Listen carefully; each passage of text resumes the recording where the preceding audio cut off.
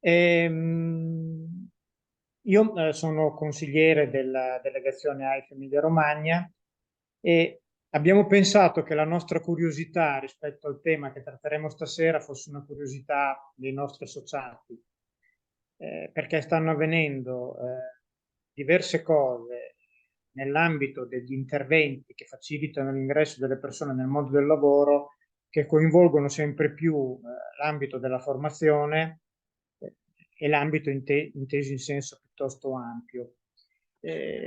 Questo interesse è stato condiviso fortemente dai nostri amici della Campania e del Veneto e pensiamo che poter ragionare di questi temi non soltanto a livello locale, ma a livello perlomeno interregionale, possa arricchire di contributi, possa ampliare il più possibile i ragionamenti su questi temi e ci possa aiutare ad avere qualche pensiero in più rispetto alla nostra professione, rispetto alle nostre attività, a cominciare da quello che sta succedendo tutto attorno a noi. È un tema che la nostra delegazione affronta da quando abbiamo cominciato il nostro mandato,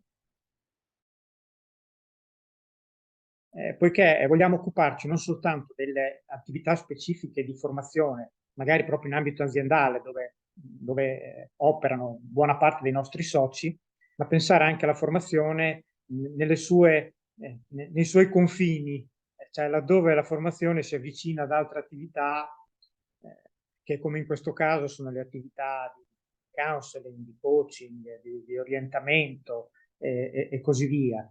Perché ci sembra che sempre di più la nostra attività futura non sia svolta nelle maniere più tradizionali, più conosciute.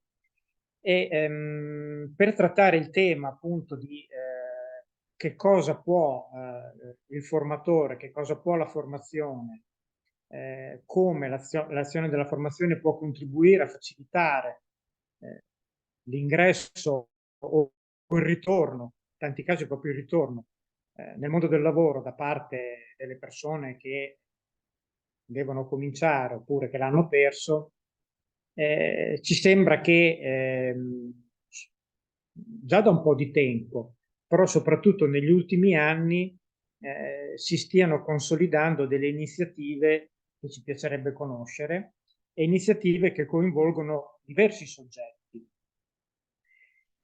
E allora abbiamo pensato di fare un evento che non tratta tanto il tema dal punto di vista diciamo così, delle metodologie, delle tecniche. Non abbiamo chiamato dei relatori, soprattutto nel loro ruolo di esperti della materia, che vengono a raccontarci come si fanno le cose, ma ci è sembrato interessante coinvolgere delle persone che operano sul campo e che possono essere, come l'abbiamo definiti, più dei testimoni piuttosto che degli esperti, perché dal loro ambito, appunto da ambiti diversificati, possono portarci esempi vivi di quello che sta succedendo.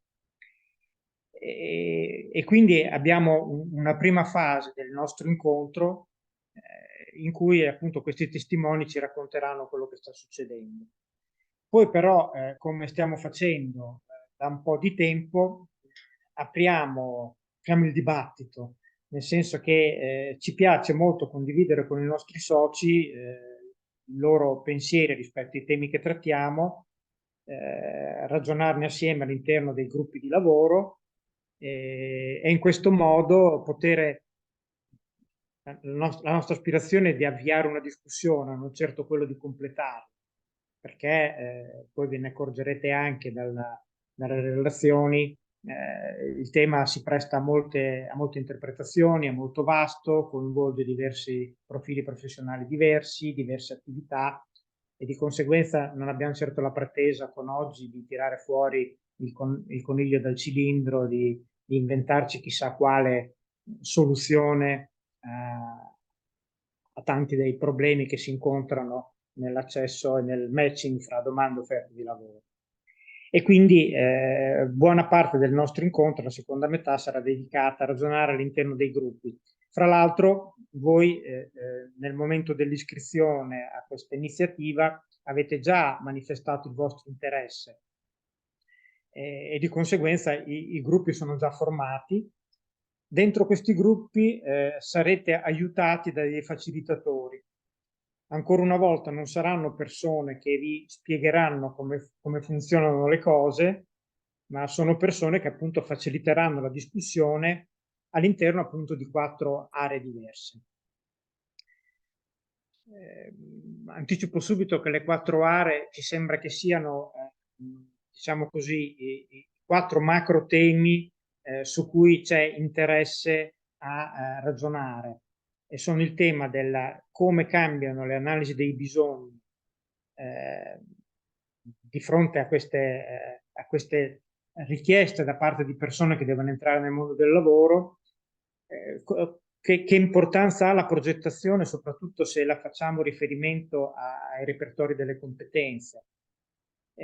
Però anche ci sembra che uno degli elementi fondamentali, mi viene da dire innovativi, però parliamo certo di innovazioni di chissà quale livello, però hanno a che fare con che cosa ci fa di formazione, che cosa serve di formazione, in cui per formazione non intendiamo soltanto il corso, ma intendiamo tutto ciò che facilita l'acquisizione delle competenze da parte delle persone che possono poi avvalersene per avere un successo lavorativo.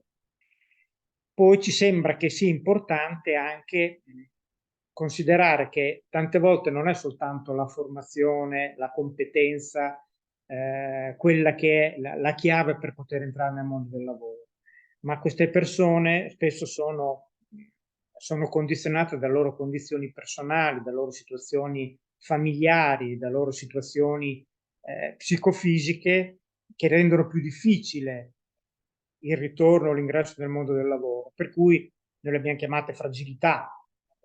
Siamo tutti fragili, a dire la verità, cioè, non è che ci sono delle persone fragili e delle persone che non lo sono. Siamo tutti fragili e tutti abbiamo bisogno di aiuto laddove ci troviamo in una situazione problematica. Quindi questi sono i 4 temi che ci sembra di dover affrontare per capire questa fenomenologia. Ora ritorno indietro e vi descrivo le 4 aree su cui abbiamo chiesto interventi da parte dei testimoni, poiché ci sembra che sia importante avere uno sguardo d'insieme diciamo così, a che cosa sta succedendo nel mondo delle politiche del lavoro e in particolare delle politiche attive del lavoro. Poi ci sembra che sia importante avere le testimonianze di chi opera in 3 ambiti diversi. L'ambito delle agenzie per l'impiego, che sono il primo contenitore di incontro domanda offerta di lavoro, ma poi gli attori che principalmente si occupano di erogare dei servizi, ci sembra che siano le agenzie formative da una parte e le agenzie per il lavoro da quell'altra.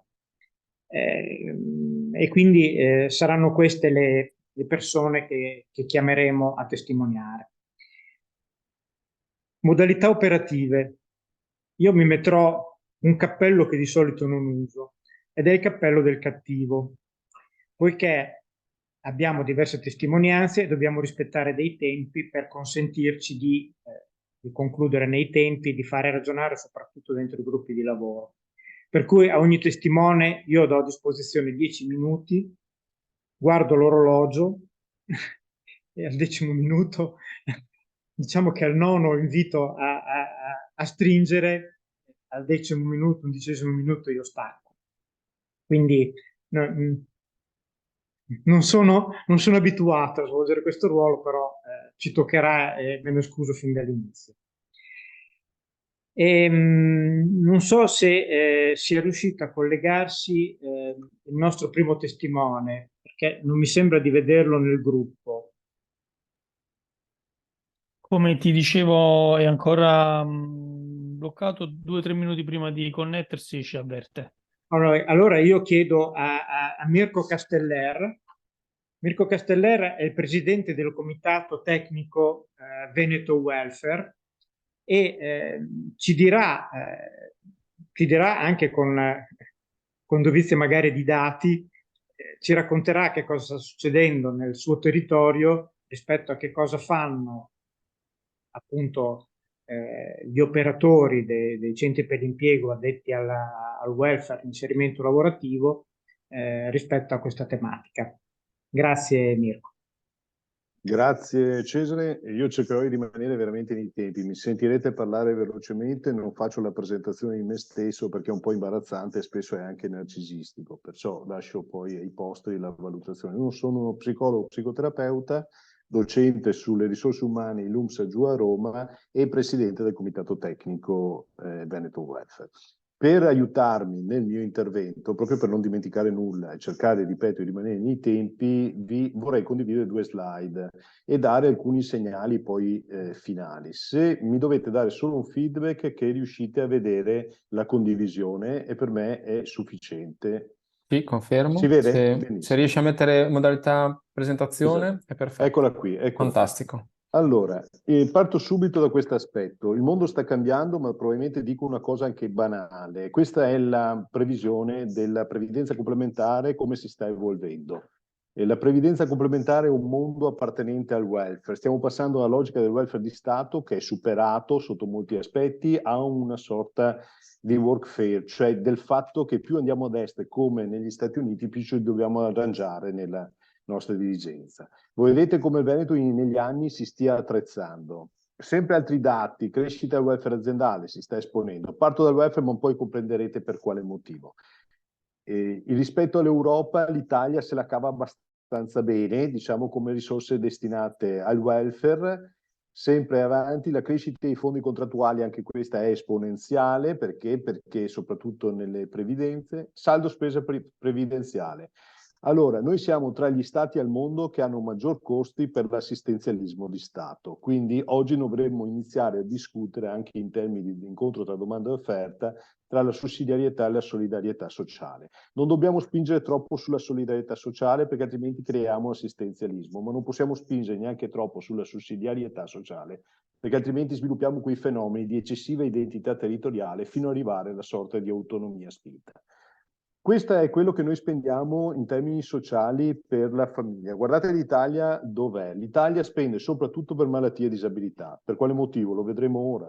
Semplicemente perché noi siamo una nazione vecchia, molto molto molto vecchia, molto molto molto anziana, tanto che il stesso consumismo in forma capitalistica è spinta per soddisfare i bisogni degli over 65. Il patrimonio di risparmio in Italia è per il 94% negli over 65. Quindi se qualcuno deve fare un minimo di valutazione del mercato, conviene investire negli anziani e assolutamente non nei giovani. Ecco, qui il primo grande problema.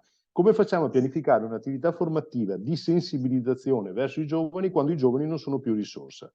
L'altro grande problema è che l'incremento della durata di vita è esponenziale. La sanità oggi permette alla gente di vivere tranquillamente oltre gli 85 anni, 82 anni e sarà in crescita esponenziale. Quindi noi vediamo poi la spesa pubblica per le pensioni. Anche in questo caso qua sta crescendo le pensioni di Stato in modo imponente. In questa situazione, qui i dati sull'occupazione, ovviamente io lascio tutte le slide poi a disposizione. L'occupazione in Veneto è in crescita, il tasso di occupati idem, le linee finanziarie tra Italia e Veneto per numero di TFR dipendenti, il Veneto eccelle, tra i primi in Italia, abbiamo un PIL in crescita, tutte cose molto interessanti e molto positive. Però che cosa sta succedendo? Noi spendiamo la maggior parte delle nostre risorse per la sanità e per la previdenza. Come trasformare tutto questo in opportunità formativa per domanda e offerta? Oggi il tema in Veneto non è l'incontro tra la domanda e l'offerta. I centri impiego nel territorio fanno un immenso lavoro per far incontrare la domanda e l'offerta. Spesso gli operatori sono in burnout perché tendono a vivere anche situazioni limite personali in termini di stress. Ma il tema è l'appetibilità aziendale, non è l'offerta. Oggi la gente se ne va, oggi i giovani vanno da qualche altra parte, semplicemente perché le imprese non sono appetibili. E che cosa succede? Succede che bisogna puntare molto di più sul benessere organizzativo, ma il benessere a 360 gradi, non solo all'interno dell'impresa. Quindi che cosa succede? Ecco qua, il Veneto è un mercato del lavoro ancora fatto di persone fortunatamente, non di macchine, però contemporaneamente è anche distribuito in questo modo qua. Noi abbiamo il 63% di servizi, il 3% è un po' di industria. Ecco, in un mercato del lavoro Pronto? dove oggi mi sentite? In un mercato del lavoro dove sta crescendo in modo esponenziale i servizi, tuttora abbiamo bisogno di nuove competenze. E come formarle? Beh, in Veneto il 78% è lavoro dipendente, il 22% è lavoro indipendente. Vuol dire che 1 su 3 in Veneto circa ha una partita IVA, ma probabilmente quell'1 su 3 di partite IVA neanche 10 partite IVA intestate direttamente a lui. Quindi un mercato molto in movimento. Andiamo avanti velocemente sui dati. Quali sono i fattori di trasformazione? A mio avviso ce ne sono due. Uno, l'economia globale è in cambiamento. I settori produttivi sono fortemente fluidi. Dove punterei se dovessi decidere? Ecco qui, qua il dato del flusso della popolazione 2019-2039. Osserviamo come si alzi ancora di più l'anzianità delle persone nel 2039. L'invecchiamento dei lavoratori, altra grossa variabile, perché avremo un problema occupazione. Come facciamo a formare i lavoratori e a riposizionarli rispetto al mercato? Allora, consigli per orientarsi, non rimanere attaccati all'immagine del mondo del passato. Guardarsi intorno, non è solo quello che la scuola e il lavoro più vicino che offrono, però tutte queste cose che voi sapete meglio di me sono scontate perché i giovani già lo fanno in termini operativi. Imparare l'arte, ma andando avanti, l'allungamento della vita lavorativa è un'opportunità o è un limite? Io ritengo sia una grande opportunità. Per quale motivo? Perché il lavoro fisso, il posto fisso diventerà un grosso limite e quindi la tendenza è quella di formare queste persone con una sorta di dinamicità mentale maggiore.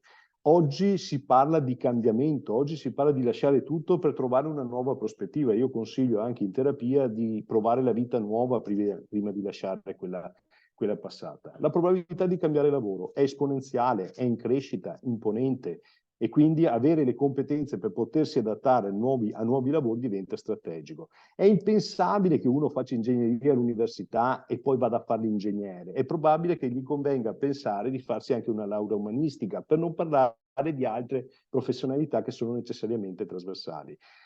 Quando iniziai io il mio percorso formativo ero un eretico, io mi laureai in psicologia, poi feci la laurea in economia e commercio e una serie di master. Oggi deve essere la normalità, la trasversalità delle competenze permette di potersi adattare. Ripeto, oggi il tema sono le imprese, devono trovare lavoratori, cioè gente che ha bisogno di lavorare, che ha voglia di lavorare.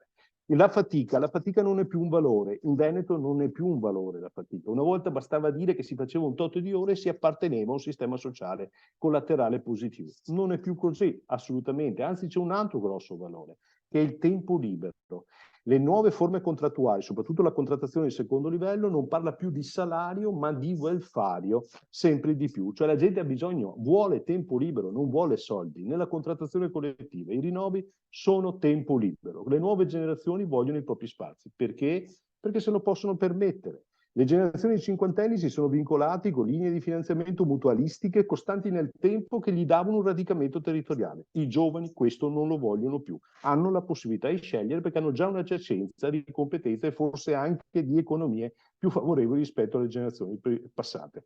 È necessario quindi un cambiamento delle imprese. È inutile avere un'impresa che è appetibile in termini di benessere organizzativo, poi esci nella zona industriale, non c'è nemmeno un albero per poter coprire la tua macchina. I sistemi economici a livello mondiale competono con il welfare territoriale, non solo quello aziendale. Allora, il nuovo modello probabilmente, e qui noi lo vediamo, di cambiamento è dal posto fisso a un posto fluido. Non vedo altre alternative, altre prospettive. E dal posto fluido, dal lavoro fluido, se mi permettete, arriveremo anche a non aver più la necessità di lavorare.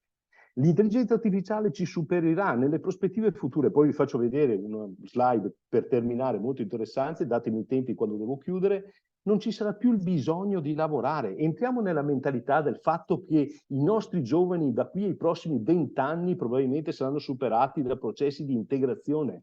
di intelligenze artificiali che ci permetteranno di vivere il tempo libero. Buongiorno, provate voi a gestire il vostro tempo libero senza avere degli appuntamenti costanti ogni mattina da dovervi impegnare.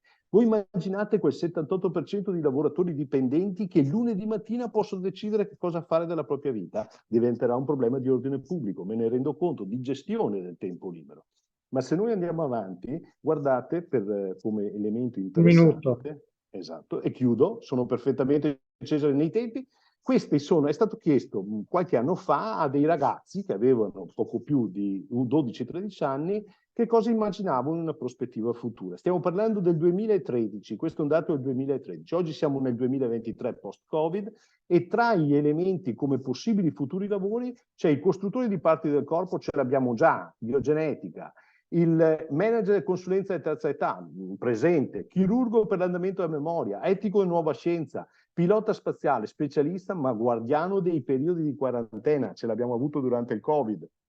L'avvocato virtuale, ormai tutte le libere professioni, compreso la mia, sta diventando immateriale e virtuale, ma soprattutto c'è il responsabile dei periodi di quarantena che abbiamo visto, assistente sociale per i social network, responsabile di gestione. Il 70% di queste professioni sono già presenti. Nel 2013 non si immaginava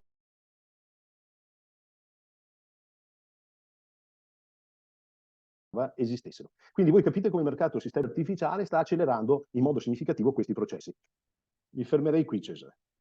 Grazie tante, Mirko. Scusami, ma ho dovuto correre per rimanere nei tuoi 10 minuti. Purtroppo vi abbiamo condannato a questo. Interrompo e esco. Grazie. Grazie Mirko. Una cosa velocissima. Sì. La prima volta che ho fatto orientamento, le cose che si dice qualche anno fa, si diceva che cercare lavoro è il mestiere più difficile. Dal tuo racconto mi sembra che lo stia diventando sempre di più. Adesso magari Lisa Lora. Non ti sentiamo, non sentiamo. Cesare, permettimi una battuta finale, ma velocissima. Io penso che oggi la sfida sia nell'offrire un lavoro a dimensione umana. Io non vorrei essere un imprenditore, o meglio, lo faccio un imprenditore perché vedo i miei collaboratori. Però oggi il tema, la partita importante è che ci siano imprese che siano in grado di offrire lavoro a dimensione umana, che vuol dire in sostanza che la gente oggi cerca tempo libero. Come fate a vendere tempo libero? Il tema è, oggi i formatori devono inventarsi come vendere il tempo libero. Mi dicevi Matteo che non si sente il mio audio? No, non sentivamo Mirko, ma poi l'ha attivato. Quindi... Ok, niente. Chiedo allora a Lisa Lora, che è dirigente a Vicenza di Veneto Lavoro, di raccontarci magari che cosa si sta facendo per aiutare queste persone. Grazie. Sì, buonasera a tutti, intanto grazie per l'invito, sono molto felice di partecipare a questo approfondimento che è di ampio respiro, direi. Quindi, allora, noi come Veneto Lavoro che gestiamo nei vari territori centri per l'impiego, le sfide di cui parlava il dottor Mirko le respiriamo e le respiriamo quotidianamente su più fronti, ovviamente. Perché? Perché la nostra mission, come centri per l'impiego pubblici, ovviamente, della Regione del Veneto, è quella sicuramente di presidiare l'incontro domanda-offerta, quindi di favorire l'incontro domanda-offerta, ma negli anni sempre più ci troviamo ad essere uno snodo fondamentale di incontro con persone che hanno necessità di trovare un lavoro, ma soprattutto di essere orientate e accompagnate verso questo lavoro. E quindi questo ruolo di, diciamo così, attivatori, come li chiamiamo noi, di opportunità, non risulta più necessariamente legato solo, anzi, sempre e solo all'aspetto lavorativo, ma prevede appunto un'attivazione di più percorsi, di più risorse che fortunatamente abbiamo nel territorio del Veneto, abbiamo anche in modo numeroso, ma che è necessario governare, diciamo noi, in un modo anche strategico rispetto per offrire un servizio che sia adeguato alle necessità della persona. Mi spiego meglio. Nel tempo i servizi sono oramai comincio ad essere uno come dire, delle figure professionali interne più vecchie, diciamo così, di esperienza, perché è da una ventina d'anni che lavoro qui ed ho vissuto le trasformazioni dei centri per l'impiego di questi ultimi 20 anni. Inizialmente, quando approcciavamo alle persone, ma la stessa cosa valeva con le aziende, offrivamo un pacchetto molto definito anche di servizi, molto specifico, molto definito. Nel tempo questo pacchetto di servizi, che andavano da cose che voi conoscete perché le avete sicuramente vissute, anche se da un altro fronte, che sono l'accoglienza della persona, l'analisi dei suoi bisogni, l'analisi delle sue necessità, come dire, il riuscire a definire le sue risorse e i suoi limiti, quindi sempre rispetto all'accompagnamento verso un'attività lavorativa o una ricerca di occupazione, erano centrate o comunque erano ben codificate verso binari ben definiti. I servizi quindi erano molto più chiari da un certo punto di vista, ma anche più circoscritti. L'evoluzione, la stessa cosa con le aziende si rivolgevano a noi per determinate richieste, per magari anche intercettare solamente alcuni servizi e non altri, eccetera.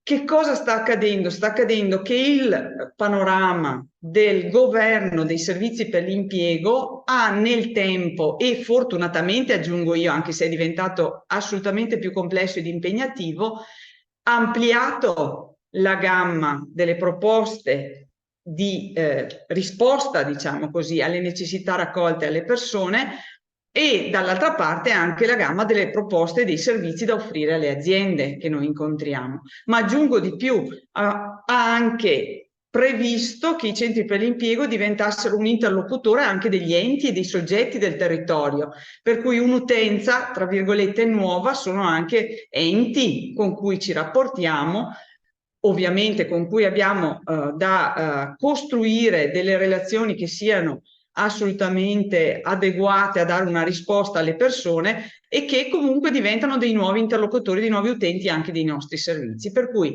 gamma delle persone con le loro necessità, gamma delle aziende con le loro richieste, gamma di richieste che pervengono dal territorio, hanno aumentato questa, diciamo così, questa capacità dei centri per l'impiego, almeno questo è il nostro sforzo, il nostro intento, di raccogliere i reali bisogni delle persone, ai quali però poi la politica, con le sue politiche attive, con i suoi servizi, con le sue leggi, poi ha il compito di dare delle risposte, per cui ci dobbiamo, come centri per l'impiego, anzi abbiamo assunto il ruolo non solo di catalizzatore di queste necessità, ma poi di attivatore delle risposte, perché altrimenti rimaneva, come dire, una funzione, per quanto bravi ad accogliere le persone, poteva rimanere un po' limitata e un po' monca. E queste risposte nel tempo, qual è stata l'evoluzione? Quella che avete colto voi con questa iniziativa, a mio avviso, cioè quella di dare una unitarietà ad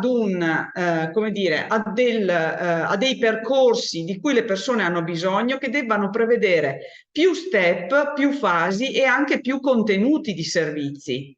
Le persone non si rivolgono più al centro per l'impiego per essere orientate, non gli interessa.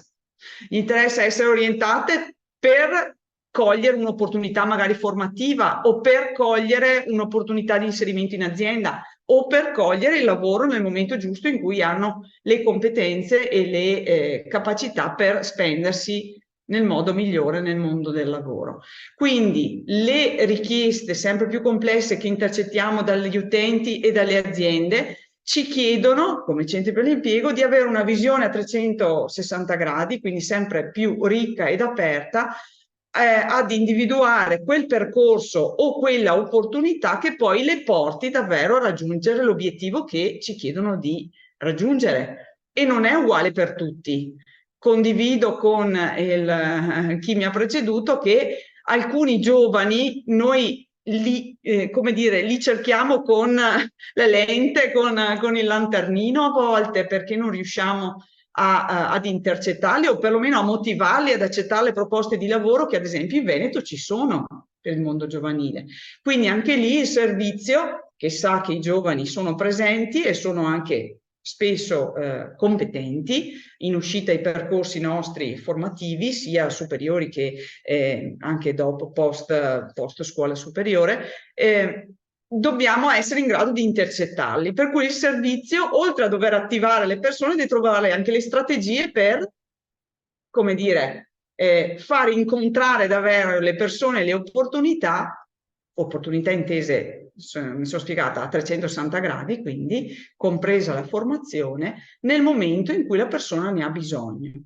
E questo bisogno varia tantissimo da tipologie di utenza diverse che abbiamo. I bisogni variano anche tantissimo rispetto alle diverse tipologie di aziende con cui ci confrontiamo. Quindi la platea dei servizi per il lavoro, che si è evoluta necessariamente perché i bisogni delle persone sono di questo tipo, si è, diciamo così, indirizzata verso un servizio sicuramente più qualificato, mi sento di dire, più complesso sicuramente, ma anche più stimolante, se si vuole, da un punto di vista professionale, perché ogni persona con cui ci si rapporta ci chiede di attivare quello che nei documenti, nelle leggi, nei decreti, nelle indicazioni europee da tempo fa riferimento a una personalizzazione dei servizi, ma in realtà è una sfida costante che poi chiede al servizio di personalizzarsi per riuscire a dare una risposta di questo tipo. Quindi non esistono risposte omogenee, non esistono, come dire, noi mettiamo in campo delle strategie ovviamente per combinare queste e per attivare queste opportunità.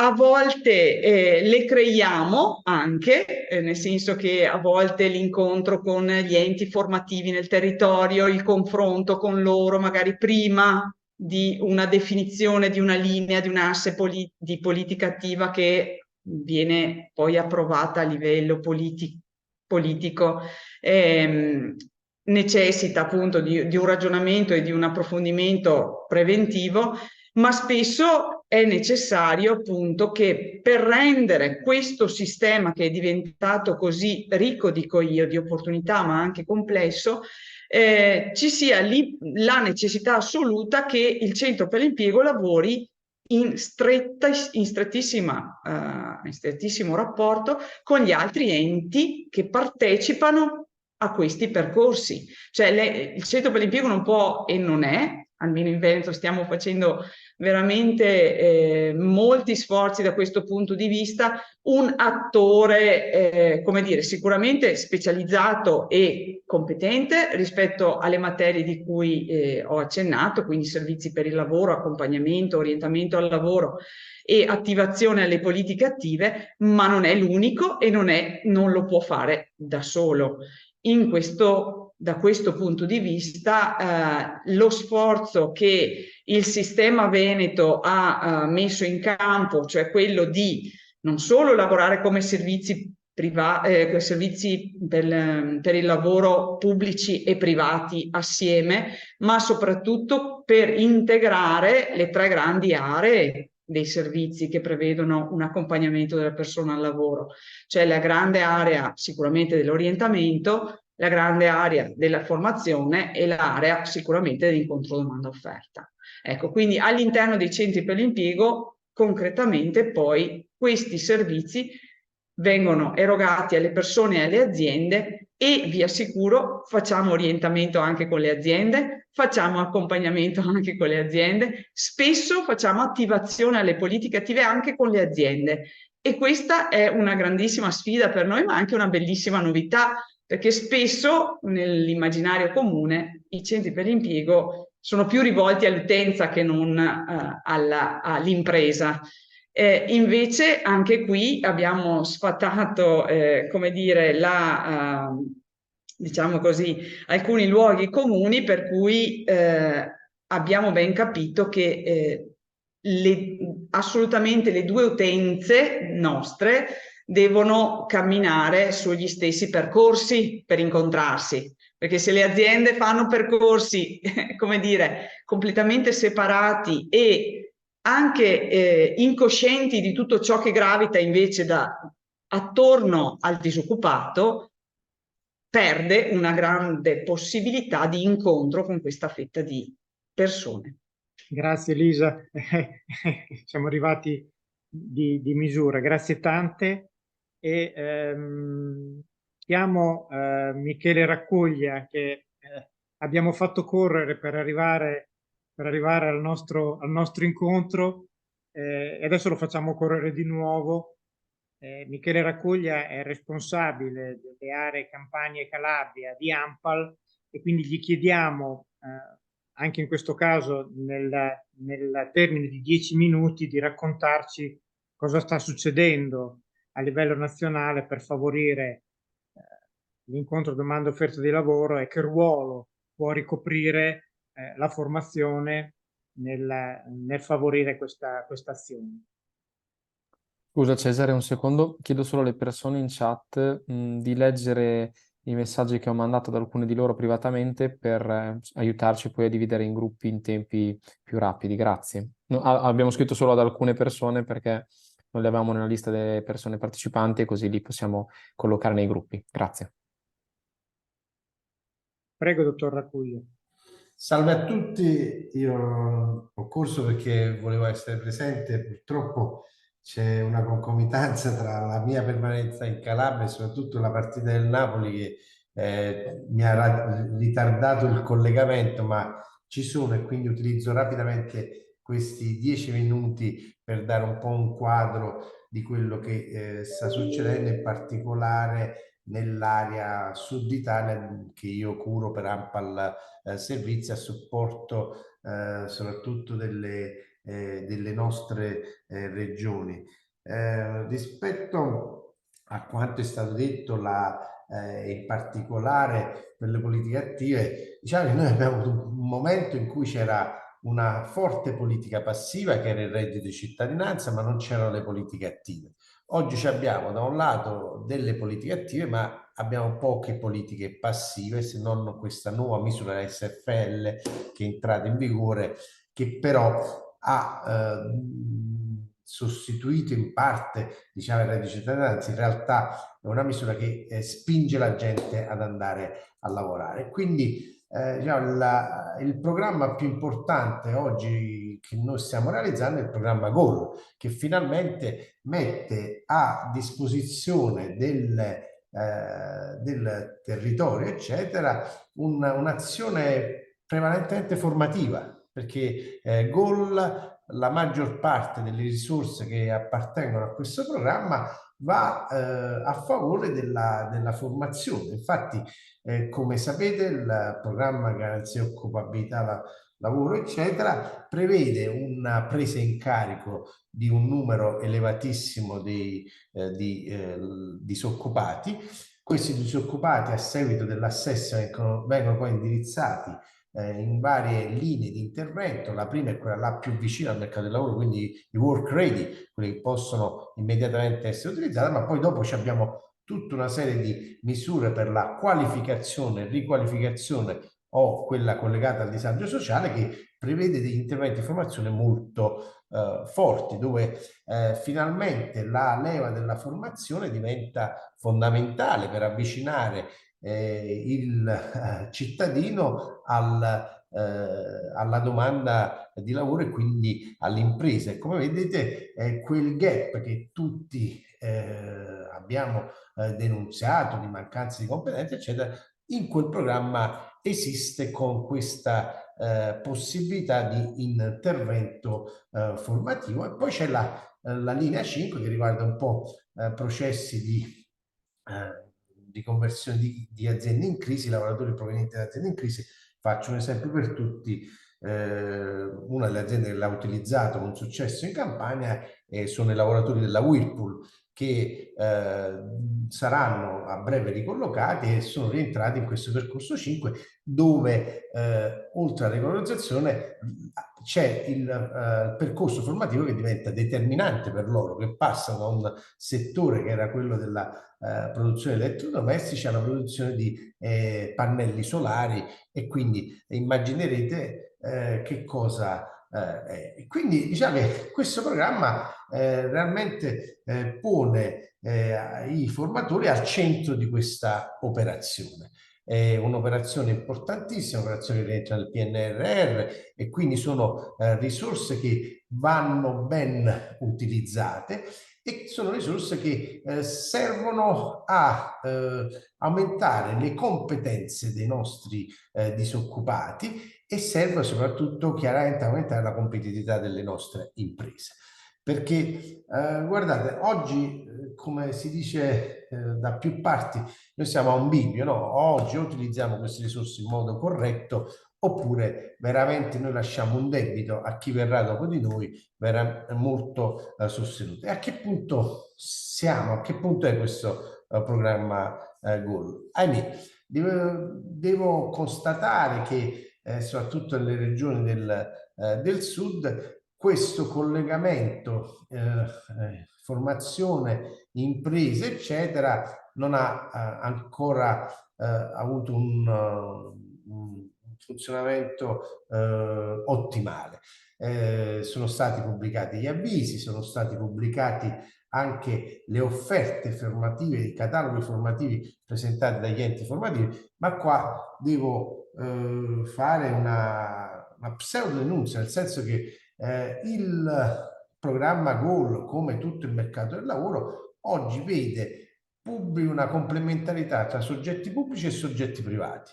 Quindi centri per l'impiego, enti di formazione, APL, istruzione con le scuole, e quindi questo mondo che costruisce un po' il puzzle del mercato del lavoro dovrebbe produrre dei risultati egregi, sia se esso è svolto con compiti da parte del pubblico, sia esso da parte del privato. Devo constatare, per esempio, l'ho denunciato in Calabria, che la maggior parte degli enti di formazione ha presentato dei corsi e delle attività che sono lontani dalle esigenze delle imprese. Quindi abbiamo avviato i primi 15 corsi che erano tutti quanti impiegati amministrativi. Immediatamente, chiaramente, un assessore intelligente della Giunta Chiudo, l'assessore Calabrese, si è acceso l'allarme, no? Dice, io vi ho dato una delega a operare, a presentare delle proposte, e poi mi presentate delle proposte che sono lontane dai fabbisogni del mercato. Perché se io al termine di questi 15 corsi amministrativi produco mediamente 3.000 persone che sono nel settore amministrativo, eccetera, dove li vado a collocare? E quindi ho speso dei soldi inutilmente rispetto ai fabbisogni delle imprese, che non sono quelli che sono. E quindi ha bloccato le attività, perché questa delega da parte degli enti non è stata utilizzata in maniera egregia, e quindi oggi ci sta una revisione di questa attività, proprio per responsabilizzare un po' tutti i vari soggetti. E soprattutto io penso che il paradigma oggi va ribaltato, cioè siamo al punto che bisogna partire dai fabbisogni delle imprese. Allora, sulla rilevazione dei fabbisogni delle imprese penso che ci sono strumenti che, come questionari, utilizzati un po' dappertutto e da vari soggetti, dalle camere di commercio alle associazioni di categoria, eccetera, che ti forniscono in questo momento, anche con il supporto digitale, delle esigenze immediate delle imprese. E noi da là dobbiamo partire per far sì che si dia una risposta anche formativa ai nostri cittadini, che ti porta poi ad avere un'occupazione. Quindi io sono molto dell'idea che questi bandi così strutturati, che hanno anche difficoltà operative per costruire le aule, i 20 dipendenti, cioè, dobbiamo un attimo svincolare rispetto alle esigenze immediate delle imprese, attraverso una trasformazione del processo burocratico con un voucher che viene dato all'impresa, che ha la responsabilità dell'assunzione, e l'impresa è quella responsabile di portare a formare il cittadino nell'ente di formazione che ha maggiormente fiducia per costruire un percorso formativo a lui utile e necessario. Ritengo che questa operazione la racchiudo un po' in un settore concreto, per dare un esempio anche concreto. Noi oggi col programma GOL abbiamo in Calabria, ad esempio, circa 40.000 disoccupati che sono stati presi in carico dai centri per l'impiego. Uno dei settori più importanti che... Un minuto, dottor Racuglio, un minuto. Sì, quindi il settore del turismo, che è uno dei settori più trainanti della regione, può esprimere il suo fabbisogno anche attraverso il programma GOL e immediatamente andare alla ricerca tra work ready e coloro che sono stati formati per quell'attività oppure che potranno essere formati per quell'attività, in modo da che immediatamente si mettono in campo delle azioni formative da qui a marzo-aprile, che è l'avvio della stagione turistica, per avere quei dipendenti che tutte le imprese oggi dichiarano che non ci sono. Il paradosso del mercato italiano: abbiamo le imprese che dicono che non hanno lavoratori e abbiamo 40.000 disoccupati che sono stati presi in carico dai servizi per l'impiego. E penso che tra questi 40.000 i dipendenti e gli operatori del settore turismo ne troveremo quanto ne vogliamo in questo momento, e possiamo anche formarli secondo le linee previste dal programma GOL, che sono anche sulla digitalizzazione, sulle lingue e sulle maggiori competenze che questi lavoratori hanno. Con questo processo noi riusciremo a dare immediatamente una risposta alle imprese. In questo periodo di blocco delle attività loro si formano i lavoratori, ad aprile avviano l'attività con lavoratori formati con maggiori competenze, pronti ad affrontare il mercato turistico del prossimo anno, che secondo le prospettive ci dice che è molto proficuo. E quindi, fatta questa operazione un po' in tutti i settori, vi rendete conto come potrebbe diventare molto più efficace un programma che è un programma integrato di azioni e di misure che abbiamo messo in campo rispetto a quello che sta succedendo oggi, che stiamo formando impiegati amministrativi piuttosto che operatori che servono. Quindi concludo dicendo: oggi abbiamo la fortuna di avere una serie di interventi e di misure a disposizione delle aziende, dei cittadini e soprattutto degli enti di formazione, ma li dovremmo portare a un sistema produttivo con il raggiungimento degli obiettivi che ci vengono dati non solo dal nostro governo, ma dalla comunità europea, quello soprattutto dell'occupazione. Grazie Michele Raccuglia, che ha centrato benissimo il tema del nostro incontro di oggi. Proviamo a sentire se ci sono delle esperienze che ci aiutano a capire come si fa questo incontro domanda-offerta di lavoro, come si fa questa grande conversione delle persone al lavoro che serve. Chiedo a Federica Minarelli, che è responsabile dell'area Career Education di un importante ente di formazione di Bologna, che è la Fondazione Aldini Valeriani, se nelle loro esperienze ci sono servizi che contribuiscono a questo. Grazie. Sì, buonasera a tutti, mi sentite? Sì, benissimo. Allora, sì, dunque io lavoro appunto presso la Fondazione Aldini Valeriani, che è la scuola di formazione di Confindustria Emilia Area Centro, quindi noi gravitiamo sulle province di Bologna, Modena e Ferrara. Nello specifico io mi occupo dei territori di Bologna e Ferrara. Noi siamo la scuola delle aziende associate a Confindustria. Il nostro core business è fare formazione per le imprese. Negli anni questa appunto nostra mission si è dovuta però anche declinare verso tutto quel mondo che ancora non è all'interno delle imprese, perché in Emilia-Romagna, con un tasso di disoccupazione che è intorno al 5% e lo sviluppo appunto delle imprese maggiormente nel territorio bolognese ha fatto sì che una delle principali esigenze delle nostre aziende associate sia quello di individuare nuovo personale da inserire al proprio interno. Quindi siamo proprio un po' passati dal cercasi lavoro a cercasi lavoratori, cioè è proprio un nuovo modo anche di approcciare, diciamo, queste esigenze. Sempre più ci mancano le persone che possano poi inserirsi in azienda. Come abbiamo fatto e come facciamo per cercare di dare sempre più risposte alle nostre aziende? Sicuramente concentrarci sulle persone, iniziare a lavorare anche noi sulle politiche attive. Ci siamo accreditati anche come ente accreditato a svolgere le funzioni del centro per l'impiego all'interno della nostra regione, quindi abbiamo anche uno sportello lavoro. E da un lato quindi cerchiamo di essere aperti al mondo delle persone, cercando di dare loro delle risposte, dall'altro abbiamo aumentato quello che il dottor Accuglia diceva proprio prima, cioè l'analisi del fabbisogno formativo professionale delle aziende.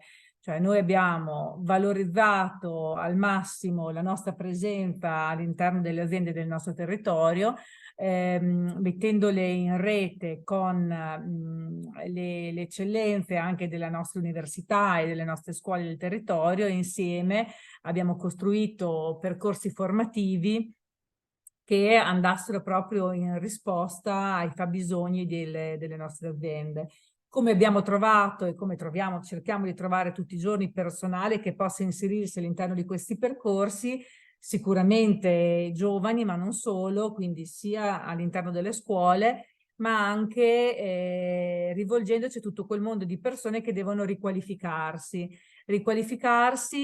partendo molto spesso da dei percorsi formativi non estremamente in linea con i fabbisogni di competenze delle aziende, e quindi ci siamo rivolti alle loro attitudini. Abbiamo cercato persone che avessero attitudini verso alcune tematiche, e da lì siamo partiti per sviluppare poi percorsi formativi che permettessero da queste attitudini di sviluppare proprio competenze tecniche utili alle aziende.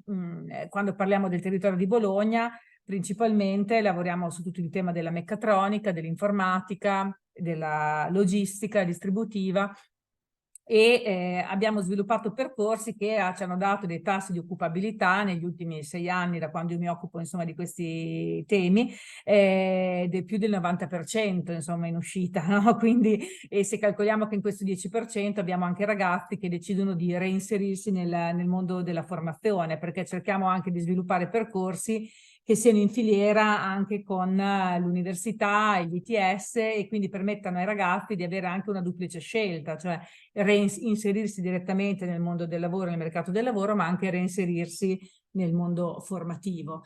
Il tema, diciamo, delle persone un po' più senior come età è un tema complesso che però trova ottime risposte quando riusciamo a fare davvero questo incrocio, cioè riusciamo ad unire le attitudini con la possibilità di sviluppare competenze all'interno di percorsi formativi.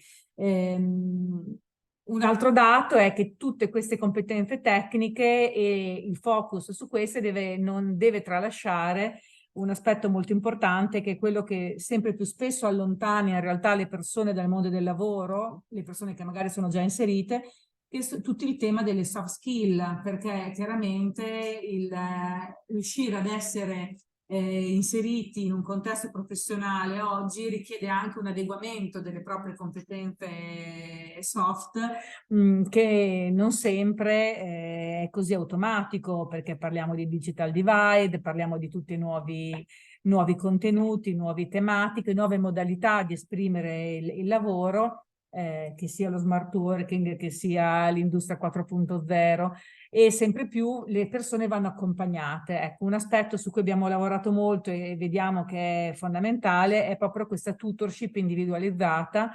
che ci permette di non perdere nessuno, cioè di seguire le persone nell'accompagnamento durante il percorso in una maniera assolutamente individualizzata, ed è l'unico modo, abbiamo visto, per poi riuscire a motivarli e tenerli fermi nei percorsi, e con l'obiettivo e il focus molto, molto, molto chiaro. Ecco, quindi questo sicuramente è una delle nostre esperienze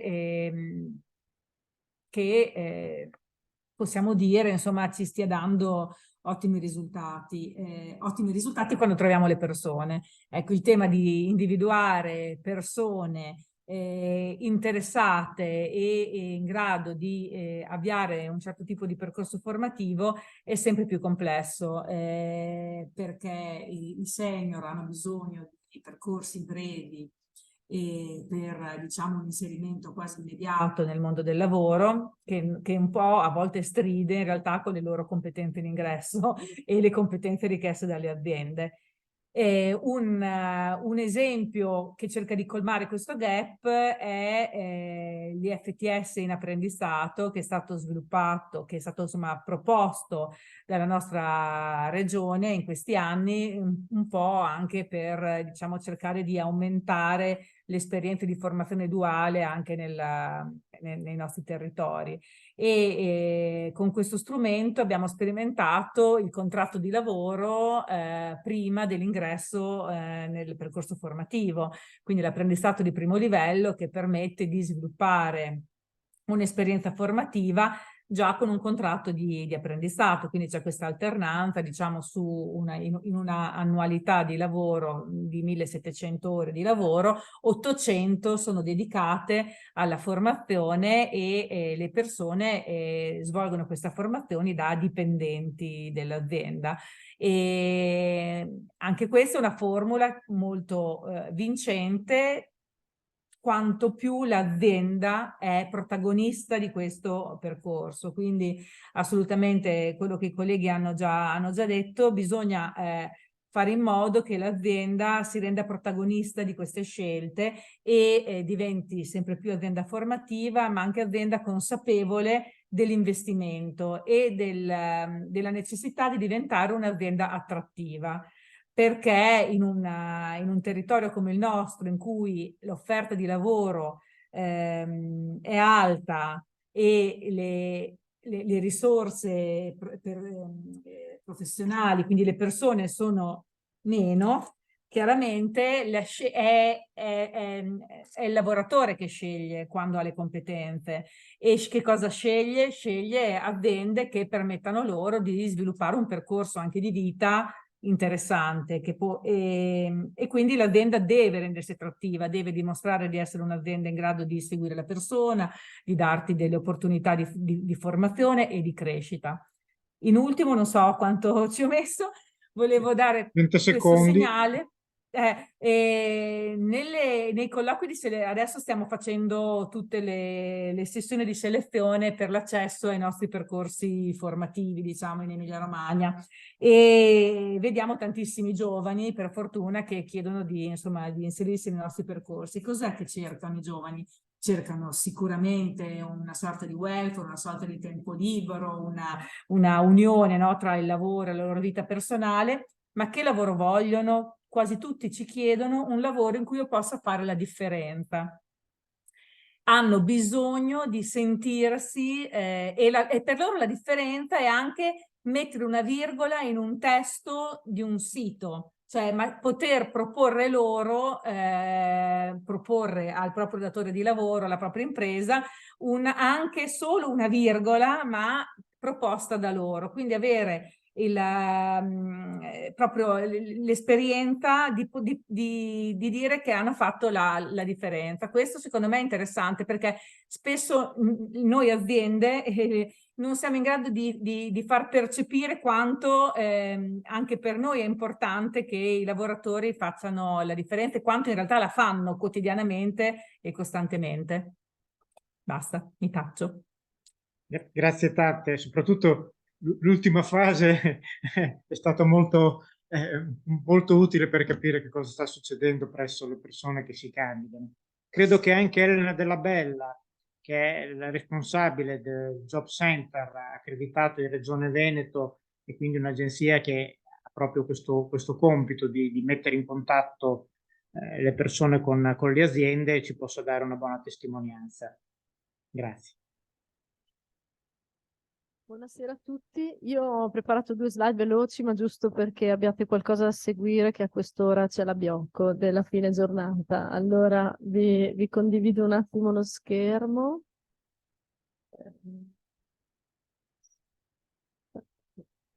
Ok. Scusate, vado un attimo dentro. Lo metto. Ok. Beh, vado molto veloce su chi siamo noi, appunto siamo, come è stato detto, un ente accreditato alla Regione Veneto ai servizi al lavoro e alla formazione appunto superiore e continua, quindi e abbiamo anche un accreditamento alla ricerca e selezione del personale. Facciamo parte di un gruppo che vede anche un'agenzia di somministrazione, quindi possiamo vedere diciamo, l'intera filiera del percorso anche di politica attiva. Vado molto veloce, appunto ci occupiamo sia di PAL che di formazione sia finanziata che no per le imprese. Cito alcune cose perché sono state presentate prima, no? Noi lavoriamo su tutti i target, diciamo, che si approcciano alle politiche attive del lavoro, quindi a tutti i vari goal 1, 2, 3, 4, che come aveva presentato prima un po' il dottor Raccuglia, vanno a coinvolgere persone progressivamente sempre più distanti dal mercato del lavoro. Quindi il goal 1 sono le persone profilate dai centri per l'impiego che prevedono teoricamente una bassa intensità di aiuto e quindi quelli più vicini al mercato di lavoro. E per finire con il percorso 4, che sono invece quelli diciamo soggetti maggiormente svantaggiati e teoricamente più lontani dal mercato del lavoro. Questo prevede anche un'intensità di aiuto di tipo diverso. Seguiamo anche progetti appunto destinati invece a richiedenti titolari di protezione internazionale, lavoriamo con persone con disabilità, con delle misure anche innovative che sta sperimentando il Veneto, come il voucher per il lavoro rafforzato, e invece lavori di pubblica utilità insieme ai comuni e le work experience, che sono diciamo i progetti più classici di politica attiva, con attività di orientamento, di formazione e poi di tirocinio in azienda. Mi è stato chiesto per questo intervento di riflettere su quali sfide sta affrontando in questo momento il mondo delle politiche attive del lavoro e quali sono le nuove condizioni di esercizio che ci troviamo ad affrontare noi nel lavoro quotidiano. Un tema importante soprattutto legato al programma GOL è quello della condizionalità versus la motivazione. Mi spiego meglio. Ok, non si parla più di volontarietà della persona che si presenta ad un ente come il nostro o anche solo al centro per l'impiego perché vuole essere accompagnato ecco. La prima condizione, il primo passo è quello della condizionalità. Sono percettori di un sostegno al reddito che sia l'RDC che sia la NASPI, e quindi questo è un fattore molto importante che condiziona tutto il resto della politica attiva, perché è il primo fattore sul quale noi dobbiamo andare a lavorare per rimotivarli, ok? Dal momento della presa in carico, direi anche solo dalla telefonata in cui li contattiamo per fissare i primi appuntamenti, fino poi a tutto il percorso successivo e alla formazione. Il secondo è quello, si parlava prima di andare a strutturare una formazione che sia il più possibile aderente alle richieste del mercato del lavoro, ma ci troviamo un mercato del lavoro che richiede dei lavori ibridi e spesso abbiamo una progettazione legata a un repertorio di standard professioni che come sappiamo non è esattamente flessibile, ecco, è anche abbastanza ampio e non spesso e molto spesso non calato sulle esigenze specifiche delle aziende. Quindi questo fattore di criticità su cui lavoriamo per trovare delle soluzioni, che poi vedremo. Adesso qua metto le criticità, dopo metto anche quello che abbiamo provato a sperimentare. Abbiamo un tema di dinamicità del mercato del lavoro, questo soprattutto su alcune politiche ci condiziona, perché il mercato del lavoro è veloce. Abbiamo detto prima che la richiesta da parte dell'azienda, no, si è invertito il paradigma, è l'azienda adesso che prima selezionava, adesso è alla disperata ricerca di personale, quindi ha dei tempi anche di inserimento che sono molto veloci e che non sempre fanno il paio, diciamo, con le tempistiche abbastanza lunghe delle istruttorie, magari per la presentazione di progetti che vengono fatti alle regioni o anche solo di presa in carico e quant'altro. Quindi è necessario che ci sia una veloce cantierabilità delle attività se vogliamo rispondere alle esigenze dell'azienda, ma direi anche e soprattutto per, ad esempio, il Goal 1 e 2 sono misure per le persone, diciamo, più vicino al mercato del lavoro, sono naspizzati. Sappiamo benissimo che il PNRR ci chiede che vengano formati in tempi veloci, ma i tempi veloci devono essere veramente veloci, perché nel giro di un mese la persona non è più disponibile all'attività formativa. Quindi da un lato dobbiamo rispondere, diciamo, al target che ci viene richiesto a livello regionale e in primis ancora nazionale, di andare a intercettare appunto i candidati, andare a formare i candidati molto velocemente, e questo non sempre si incontra appunto col fatto che c'è una ricollocazione molto veloce e anche delle tempistiche burocratiche che invece rallentano questi aspetti. C'è il tema del ghosting, l'ho messo perché è un tema che c'è anche molto forte nel recruiting, ok? Quindi se le persone in questo momento, più che in altri momenti in passato, disattendono gli appuntamenti, disattendono anche gli appuntamenti in azienda. Ok, quindi anche laddove presentiamo i profili in azienda, molto spesso non si presentano, e questo è un tema anche legato appunto alle attività di politiche attive e che si collega anche molto alla prima parte, cioè dobbiamo lavorare sulla motivazione assolutamente. Poi c'era un altro fattore che è quello dei progetti di rete, la collaborazione tra enti e agenzie per il lavoro, questo lo accennava anche prima soprattutto la dottoressa Lora, su come sta cambiando, io lo vedo dall'Osservatorio Veneto, appunto il rapporto tra ente pubblico e privato, ma anche tra agenzie. Ok, non solo per alcuni meccanismi che c'erano in Veneto, per cui per avviare i percorsi formativi era necessario mettere assieme i destinatari che erano in carico anche ad agenzie diverse. Quindi c'è anche un raccordo molto forte. Noi da sempre lavoriamo con progetti di rete, ma questa è una sfida che viene richiesta dalla misura, insomma. Abbiamo il problema di differenze linguistiche in aula, questo è un grosso tema, soprattutto sul Goal 3, ecco, ce lo ritroviamo perché la skill gap analysis nel caso del Veneto, ad esempio, viene fatta dal Centro per l'Impiego e le persone vengono agganciate da operatori diversi direttamente a quel corso, no? che da noi si chiama OPAL. A quel corso, e ci ritroviamo in aula persone che hanno appunto competenze linguistiche molto diverse, ok? A volte appunto conoscenza di lingue diverse, livelli di conoscenza della lingua italiana estremamente diversi, ed è sicuramente una sfida. Problematiche di salute, difficoltà di spostamento e conciliazione con carichi di cura, quindi sappiamo che il welfare, ne parlava prima, molto spesso è legato alle persone disoccupate, a maggior ragione magari alle donne, ecco, che quindi hanno una responsabilità di cura nei confronti di persone, ecco, figli o persone malate. Il reclutamento degli OML, adesso non so se questo OML sta per operatori del mercato del lavoro, quindi orientatori, coach, almeno in Veneto questo è un grosso tema, grosso, lo dico da direttrice di un ente. Le aspettative delle imprese, cambio di paradigma, c'è il tema demografico, l'invecchiamento della popolazione, lo accennava all'inizio il dottor Casteller, questo è un tema importante, ok? Si stima che nel 2050 ci saranno 3 over 65 per ogni giovane. Ok, quindi ostinarsi a cercare i giovani mi sembra ormai ecco, un'aspettativa da abbandonare, però ecco, questo è sicuramente un tema da rivedere. Quali soluzioni possibili? Vi dico alcune che almeno intanto appunto attivare l'attivazione di tutte le leve motivazionali possibili sui destinatari. Questo in tutte le fasi, dal primo contatto telefonico, lo dicevamo, alla presa in carico, devono ritrovare un senso a quello che vengono a fare come percorso di politica attiva, no? Perché partiamo dal presupposto della condizionalità che abbiamo detto all'inizio, quindi questo è sicuramente un lavoro importante, e per farlo bisogna tener conto di tutta una serie di fattori che ho messo dopo, forse era meglio mettere prima.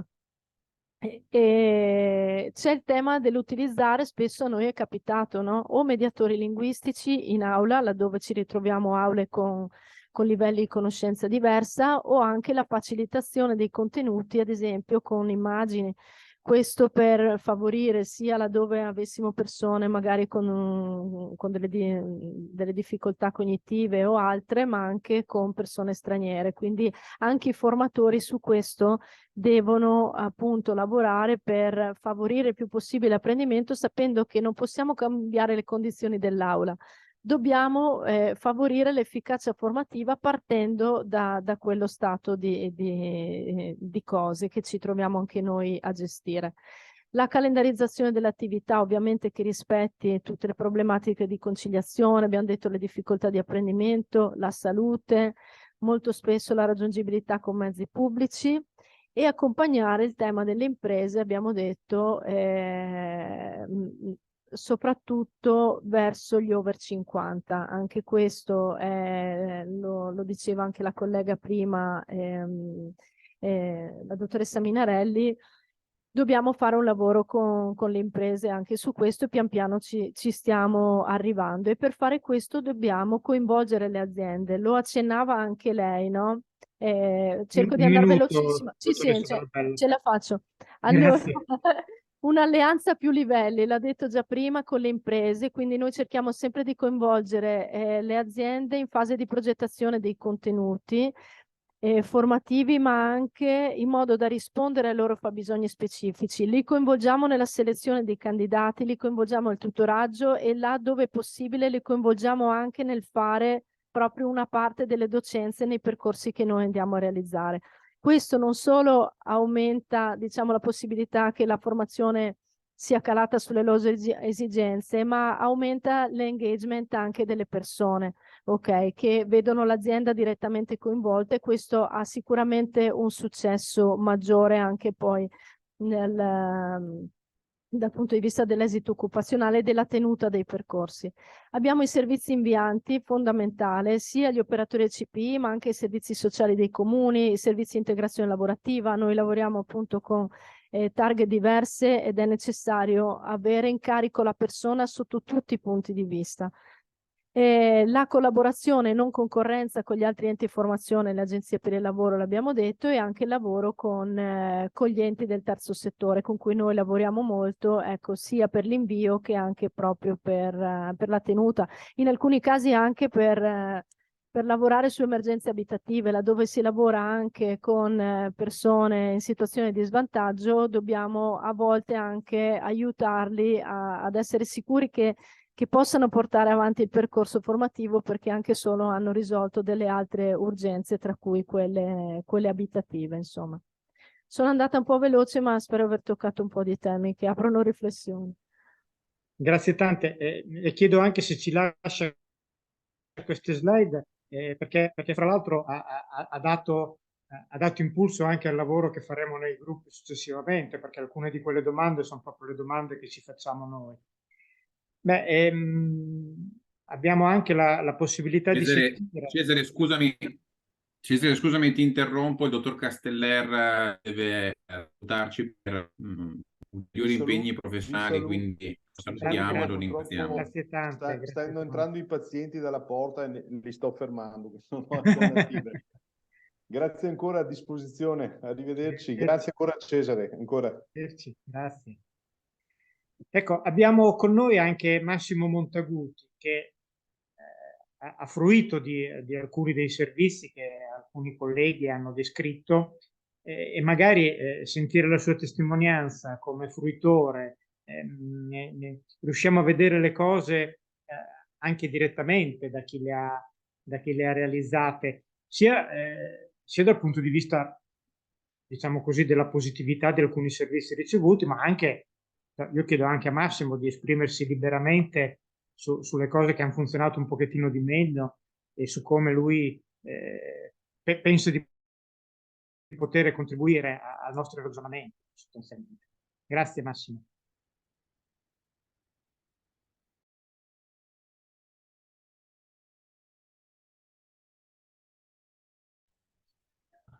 Buonasera a tutti, mi sentite?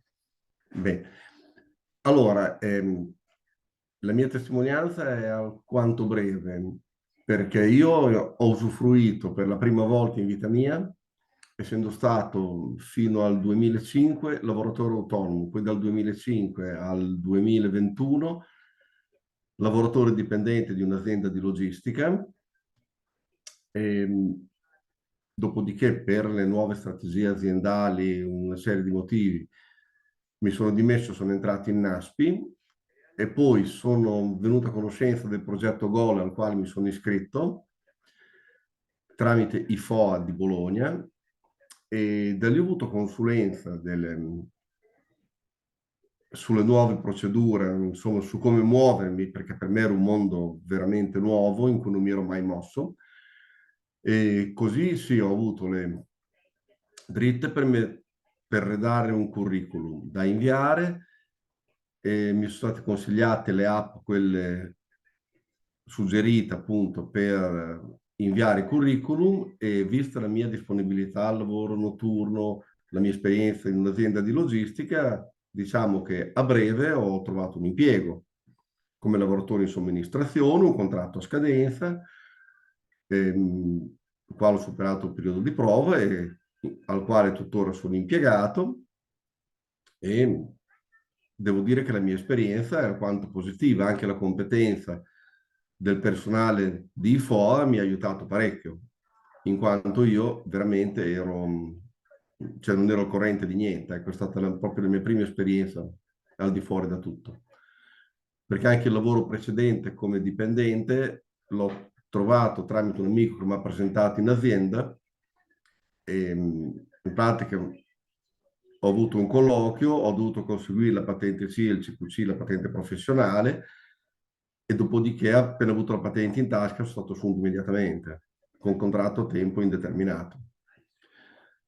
E basta, adesso sto appunto svolgendo questo lavoro in questa logistica come magazziniere interno, quindi non sono fuori come autista, però sto rinnovando la mia patente C col CQC, che è sempre un valore aggiunto, e la sto rinnovando in quanto era scaduta a fine ottobre.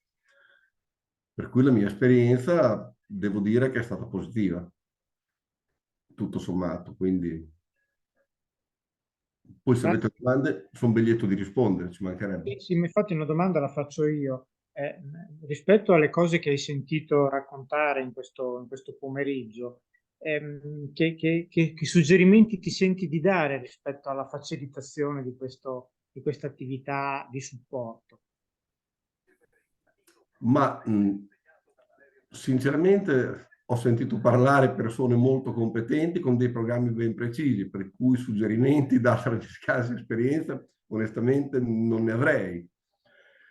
E, salvo il fatto sì che adesso vedo che stanno incentivando l'occupazione, il reinserimento degli over 50, che fino a qualche anno fa comunque era una cosa piuttosto, non dico impensabile, ma alquanto strana. E vedo che si stanno muovendo in quel settore, e io non posso dire nulla perché di anni ne ho 62, quindi io ho trovato impiego, ripeto, abbastanza velocemente seguendo i consigli, però vedo che sono orientati così, e insomma mi sembra che abbiano dei programmi molto ben definiti e che possano solo portare un buon contributo per gente over 50 come me, insomma. Grazie.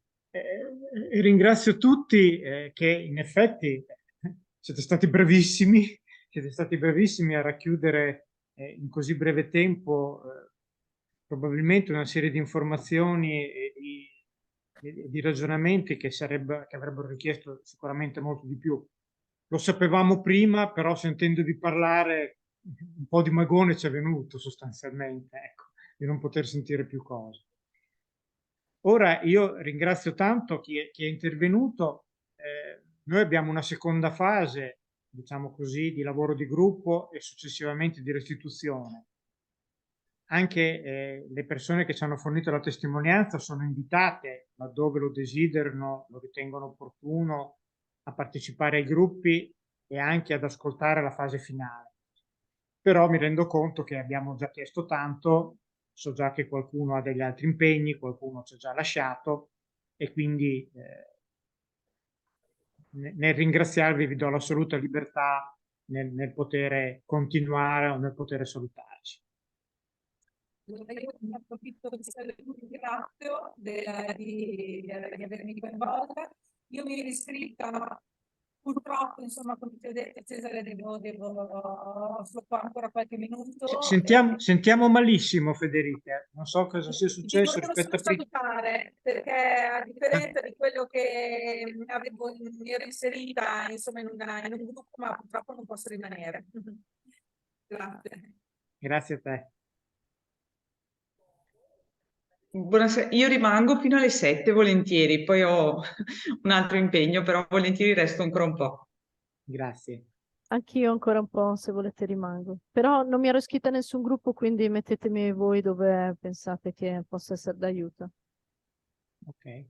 Ma allora, io ho già creato le sessioni con le richieste che erano state fatte in fase di iscrizione. Chi non aveva fatto richieste o anche qualche nominativo che non ho in elenco, aspettate che entrino tutti nelle sessioni, rimaniamo nella sessione principale, mi dite dove volete essere inseriti e a quel punto poi vi inserisco. Quindi Ecco, aspettate solo qualche... riassumo i gruppi, perché abbiamo un gruppo che è dedicato all'analisi dei bisogni, in cui fungerà da facilitatrice Martina Semenzato, che è responsabile dei servizi formativi del Comune di Venezia.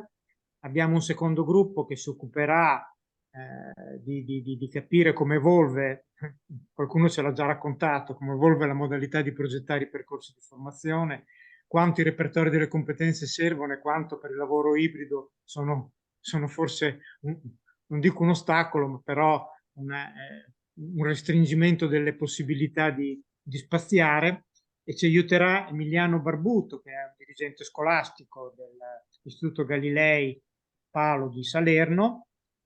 E poi abbiamo anche capito quanto è importante ragionare di percorsi formativi in una maniera un po' creativa.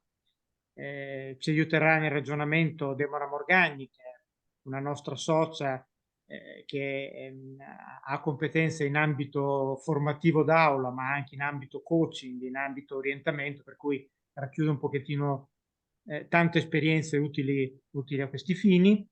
Infine, Assunta Capasso, che si occupa del progetto Goal e che probabilmente ha incontrato parecchie persone che, come ci diceva Elena Della Bella, presentano difficoltà nel seguire questi percorsi legate alle proprie esperienze, alle proprie situazioni familiari, personali, qualsiasi tipo sostanzialmente, ma che non hanno non ricevono servizi sufficienti con un orientamento o con una formazione, ma devono avere anche altro, a cominciare dalla casa. Mi ricordo tempo fa che per una persona, una panca bestia di tanti che girano a Bologna, aveva bisogno di trovare qualcuno che ospitasse il cane quando lei era in formazione. Quindi si incontrano anche questi problemi. E quindi entriamo in questi gruppi con il supporto di queste persone. Grazie a tutti. Allora, Vai. Cesare, io ho messo 60 minuti, giusto? Giusto, perché sono le 18:30 e siamo Allora, perfetti. 60 minuti, avrete un conto alla rovescia dopo la chiusura della sessione, quindi avrete un timer che vi dice quando manca un minuto alla chiusura. In ogni caso potete sempre tornare alla sessione principale. Se qualcuno può contribuire anche soltanto per una mezz'ora, per noi va comunque benissimo. Poi quando dovete uscire, uscite tranquillamente dall'incontro. E cos'altro? Se vi cade la connessione e rientrate, fatecelo presente se non ce ne accorgiamo subito di non avervi rimesso magari nel vostro gruppo.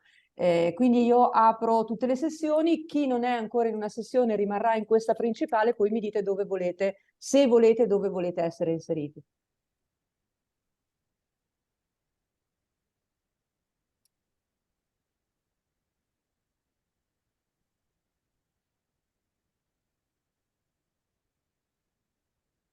Allora.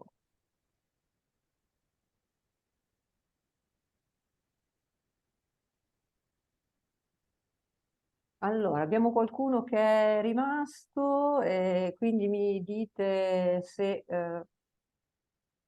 e dove volete entrare. Adesso io e Cesare magari gireremo da un gruppo all'altro. Mario, vuoi entrare in qualche Sì, gruppo? con Io volevo andare da Barbuto. Barbuto, grazie.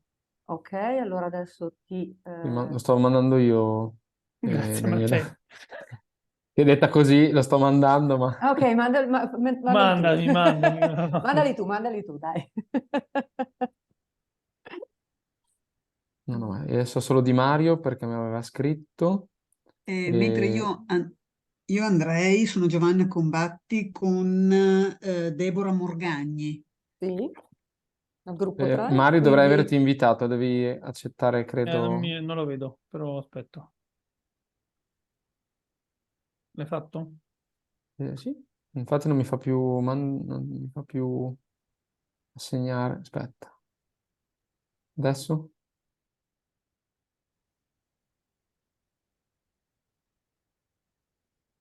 No, Mario? Sì. Ok, è andato. Giovanna diceva in metodologie? Sì, con Deborah Morgagni, sì. Sì. E...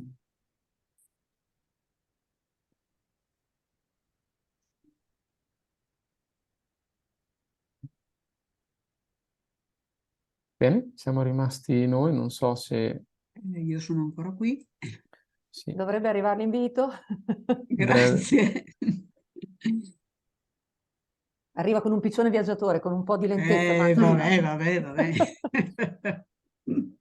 Tanto c'è un'ora, quindi è il tempo di entrare. È andata, mi siamo rimasti noi.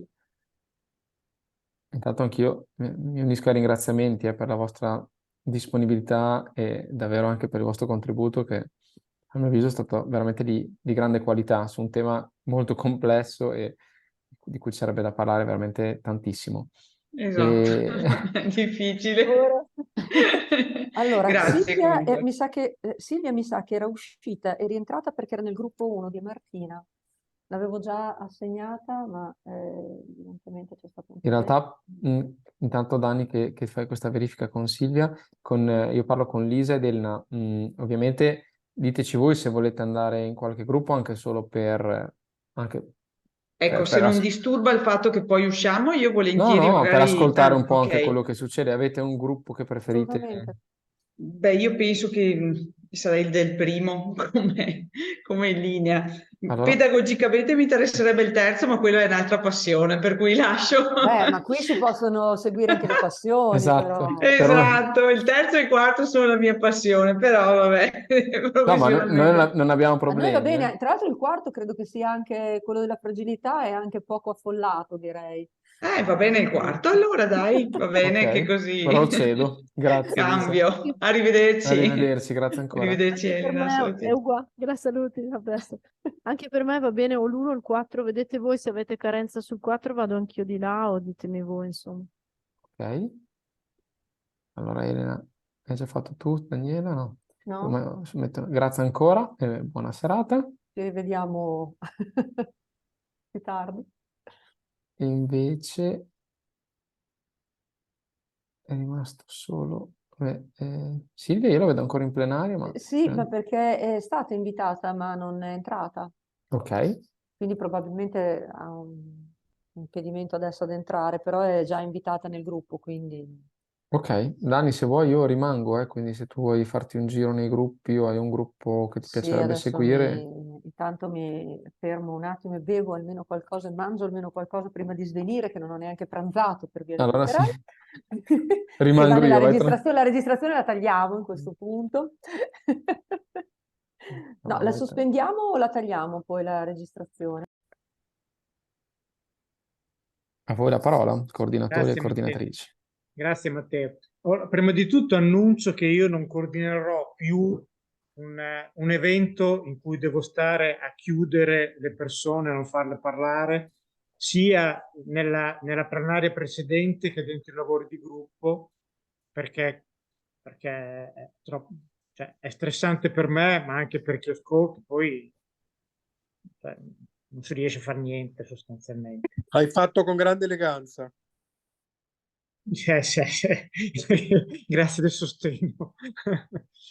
Bene, sappiamo quello che dobbiamo fare. Io comincerei con la restituzione del gruppo mio, guarda caso, in cui ci siamo autolimitati, ma ci siamo anche divertiti. E io chiedo a Martina di fare la restituzione, però ringrazio anche tutto il mio gruppo di lavoro, perché come immaginavo quando ho cominciato a pensare a questo evento, c'è tanto da imparare, c'è tanto, dalla condivisione si imparano tante cose. Volete che vi apra e vi condivida il Menti sotto? Vi è più utile? Daniela, sì, magari se riesci a condividerlo sotto, non credo ci sia stato tutto perché abbiamo fatto in velocità gli ultimi secondi e quindi sono solamente degli spunti, delle suggestioni, delle parole chiave che un po' ci consentono di... Vediamo un po', allora adesso vedo di condividervelo.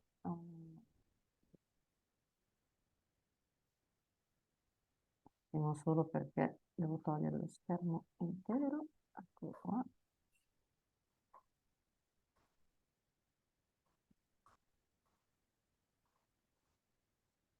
Dovreste vederlo. Aspetta, adesso non vedo più voi. Confermo. Sì, si vede. Ok. Allora, Ok. bene, sì, adesso lo vedo anch'io. Poi se mi dite io posso appunto far vedere anche una risposta specifica, ecco, quindi ditemi voi.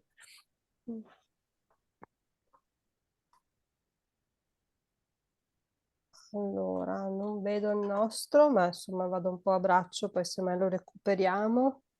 Allora, quello che ne è uscito è un po' il quadro della complessità che poi hanno messo in evidenza tutti gli interventi del pomeriggio, e quindi l'aspetto fondamentale è la conoscenza reciproca di quelli che sono i bisogni delle persone che poi devono essere collocate nel mondo del lavoro, e un po' la responsabilità che si devono assumere le aziende nell'interpretare questi bisogni e nell'offrire quella che è la risposta migliore o più efficace rispetto a quelle che sono le esigenze del singolo. Dove questa raccolta di fabbisogno individuale passa per delle modalità che non sono le consuete modalità che fino ad oggi sono state utilizzate, ma sono delle modalità formali e informali, che ci consentono di conoscere meglio quelli che sono i bisogni del singolo, dove quei bisogni sono dei bisogni che hanno a che fare con il cambiamento, con il benessere, dove per il benessere vuol dire riuscire a trovare una propria collocazione all'interno dell'azienda e vedere che mi è piaciuto molto l'indicazione di una dei partecipanti al gruppo che parlava: voglio avere la stima, no? Nei miei confronti, sentire che c'è stima nei miei confronti, quindi la soggettività e l'essenza delle persone un po' riconosciuta da parte delle aziende. Quindi abbiamo parlato di responsabilità, abbiamo parlato di velocità e quindi come questi processi di analisi devono essere veloci e quindi non ci si possa permettere dei periodi, dei tempi molto lunghi di analisi, ma in qualche maniera devono essere precisi, puntuali, molto attinenti a quella che è a quello che è il bisogno della persona. Vediamo un po' se mi sono persa qualcosa che è opportuno riportare, perché non li vedo adesso, ma magari mi aiuta anche qualcuno del mio gruppo. Non lo vedete il vostro no, non lo box? vedo, infatti, no, non lo vedo. Perché questi sono quelli che... infatti non lo vediamo vedo. se... Però forse mi ha fatto un'altra pagina, forse eravate...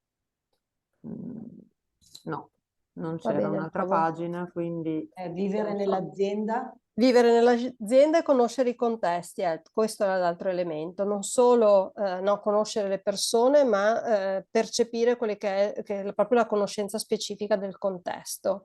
E con una certa, poi alla fine abbiamo chiuso con una riflessione rispetto a quelle che sono le attitudini e le soft skill, dove per le attitudini non sono solamente, no, quanto quel lavoro comporti la messa in l'agito di alcune competenze legate alla relazione, ma proprio alle attitudini più profonde delle persone che spesso non per essere modificate hanno bisogno non solo di tempi lunghi, ma anche di modalità molto complesse per andare ad incidere su quelle che sono le attitudini e le competenze trasversali del singolo. Questo è un po' quello che avevamo un po' riportato, quindi come elementi principali. Ok, passiamo al gruppo di Emiliano Barbuto. Non so chi faccia la presentazione. Eccomi, posso rappresentare così velocemente quello che è emerso. Allora, volendo parlare di come cambia il modo di progettare utilizzando adeguatamente i repertori delle competenze, sono venute fuori insomma, una serie di osservazioni che io ritengo molto fruibili ed interessanti. Innanzitutto si è detto che i repertori delle competenze sono piuttosto chiari, certificano delle competenze in dei profili professionali e quindi dipingono dei ruoli associati a dei lavori e ci descrivono quindi queste competenze che sono il goal, l'obiettivo, il risultato da raggiungere. Quindi il formatore a questo punto può progettare il percorso che porta a quell'obiettivo in modo piuttosto semplice ed adeguato, anche perché queste competenze poi sono espresse in termini di conoscenze e abilità. Quindi il percorso dovrà fornire quelle conoscenze, quei contenuti e quella cassetta degli attrezzi che sono le abilità per adoperare bene quelle conoscenze. Tuttavia emergono delle difficoltà, emerge talvolta uno scenario un po' più complesso, perché ovviamente il repertorio delle competenze può essere utilizzato quando per esempio c'è un chiaro fabbisogno di una figura inquadrata in quel repertorio, si devono formare 1000 panettieri, non lo so, allora insomma chiaramente c'è quel percorso da fare, oppure insomma ci sono stati altri casi anche menzionati, c'è un intervento normativo che introduce una novità e le aziende devono adeguare le loro prestazioni, quindi anche le conoscenze e le abilità dei loro dipendenti a quel nuovo repertorio normativo, allora il percorso è tracciato, insomma il bisogno è chiaro e quindi si usa qualcosa di preconfezionato. Tuttavia, come dicevo, esistono una serie di casi meno chiari, un poco più sfumati, per esempio, e qualcuno veniva fuori anche dagli interventi all'inizio di questa sessione, cioè i lavori per esempio ibridi che miscelano una serie di competenze di diversi profili, quindi come si può progettare un percorso per questi lavori ibridi. Non solo, ci si accorge che appunto c'è bisogno talvolta delle soft skills perché aiutano un lavoratore ad essere ricollocato da qualche parte. Allora, com'è possibile conciliare un repertorio come quello delle competenze, delle hard skills presenti nei repertori delle competenze, con una parte del percorso di formazione che preveda anche la maturazione delle soft skills, o anche si può porre il problema delle hard skills generiche, cioè di una serie di hard skills come possono essere le competenze di carattere economico, le competenze di carattere scientifico di base, le competenze di carattere normativo, le competenze ambientali, e quindi può emergere uno scenario un po' più vasto, un po' più ramificato, un po' più complesso che il formatore deve affrontare. Sono venuti fuori anche osservazioni interessanti sul fatto di costruire un gruppo di progetto che abbia specifiche competenze per progettare il percorso, e quindi magari chi conosce bene il repertorio delle competenze, chi è molto ferrato sulle soft skills, chi può essere ferrato su altri aspetti per fare un percorso che sia efficace. È emerso il problema del monte ore, che talvolta non è sufficiente, quindi se tu riesci a costruire il percorso per quella competenza specifica del repertorio, non ci puoi infilare dentro altri aspetti che potrebbero essere comunque utili relativi a, diciamo, nozioni più di base, più generali, o anche relativi alle soft skills. Poi c'è stato anche un intervento finale dove è stato posto un problema che molto spesso si tratta di lavoratori che hanno bisogno di percorsi personalizzati, di individualità. Quindi perché se anche tu li vuoi condurre per un percorso, devi raccogliere ognuno di questi a un certo punto del percorso, perché parte da una condizione di partenza che è diversa da quella di un altro lavoratore. Quindi talvolta la platea è così vasta, variegata, che lo stesso percorso di formazione deve essere progettato in modo tanto flessibile da raccogliere ognuno nel punto in cui si trova per condurlo efficacemente al goal che è magari collettivo.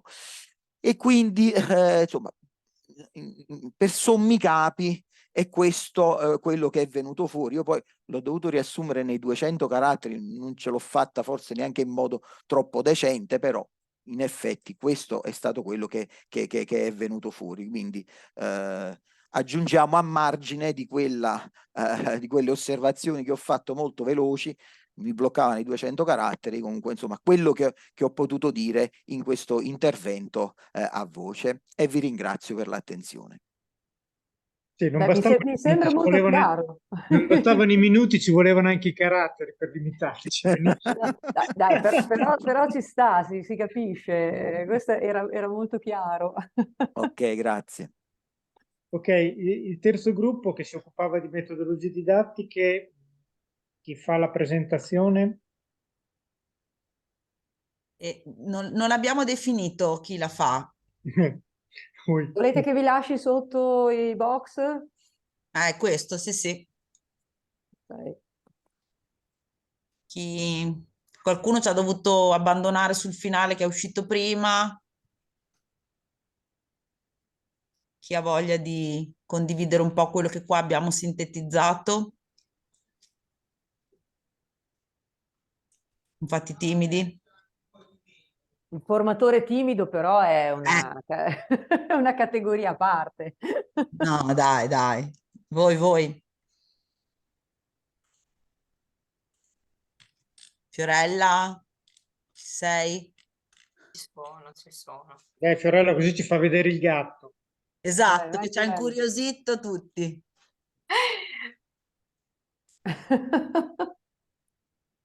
Allora, dunque, queste sono tutte le cose. Dunque, sì, partiamo dalla.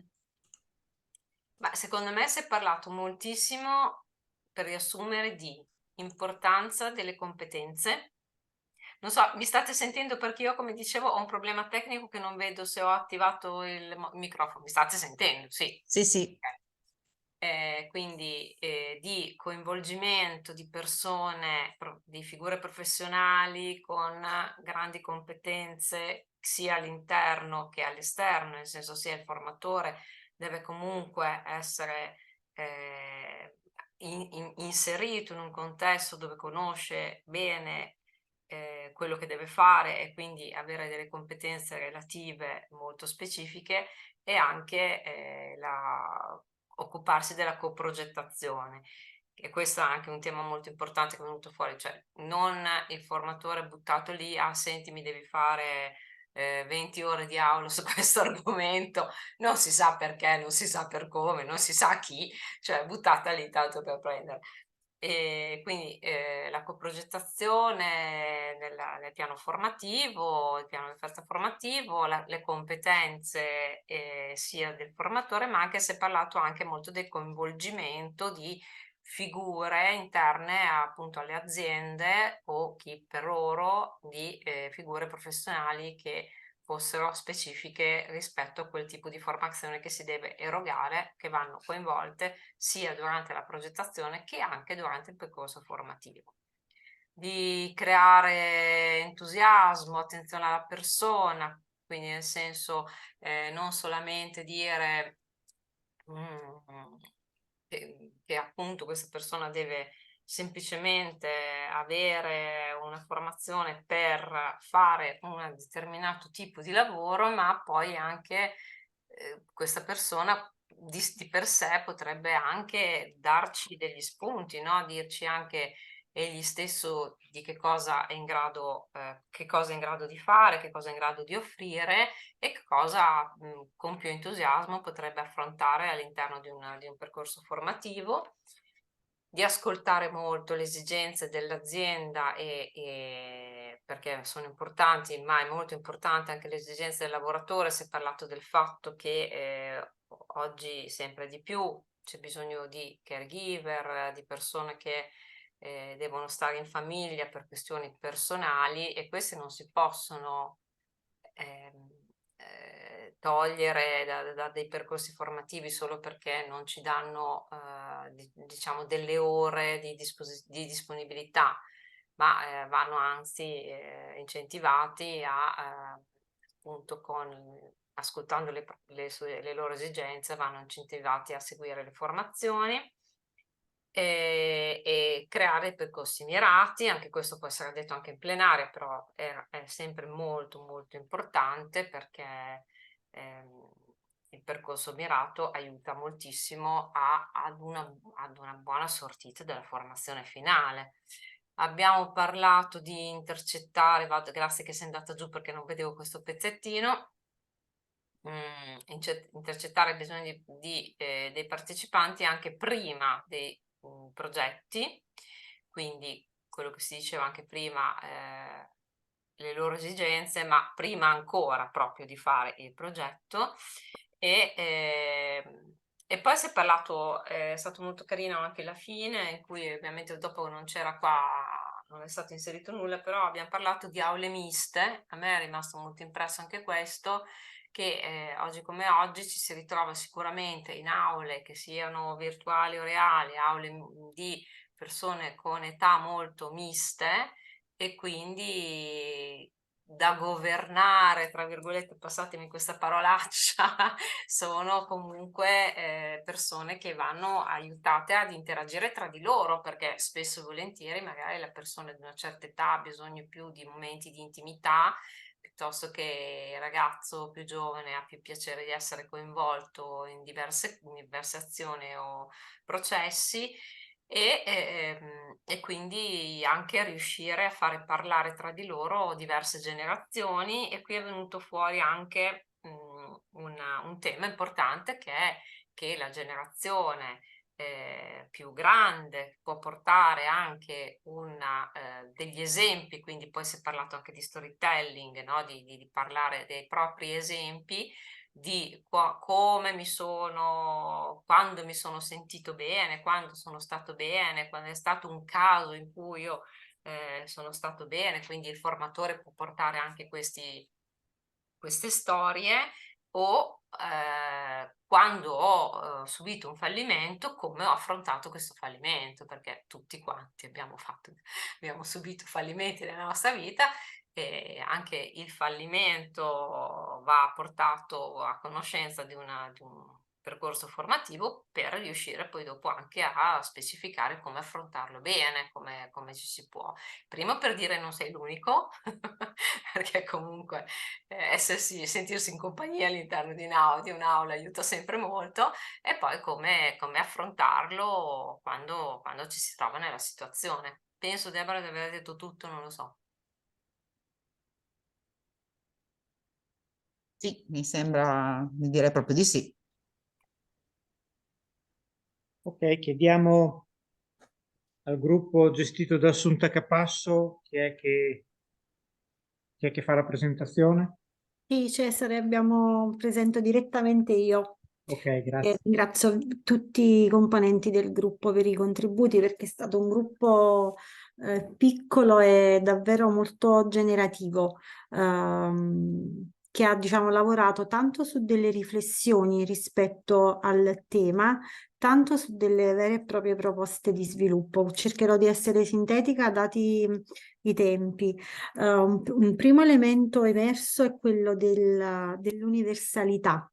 e della fragilità by design, quindi un po' dell'esigenza di cominciare a considerare le persone a 360 gradi, quindi quello un po' che la centratura che è stata data a questo gruppo è proprio ragionare in termini di progettazione, metodologia, analisi di fabbisogni, quindi un po' tutti i temi dei gruppi precedenti che portano a ragionare proprio sulla persona che abbiamo davanti all'interno di questi programmi formativi e che deve essere vista nella sua complessità e nella sua globalità.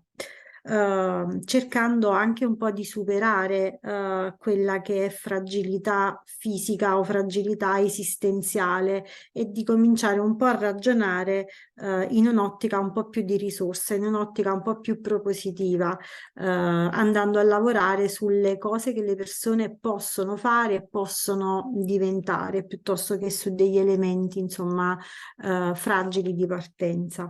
Altro punto che abbiamo condiviso è la necessità di differenziare non soltanto le modalità formative, ma anche le attività stesse per rispondere meglio alle diverse modalità di apprendimento di una platea fragile.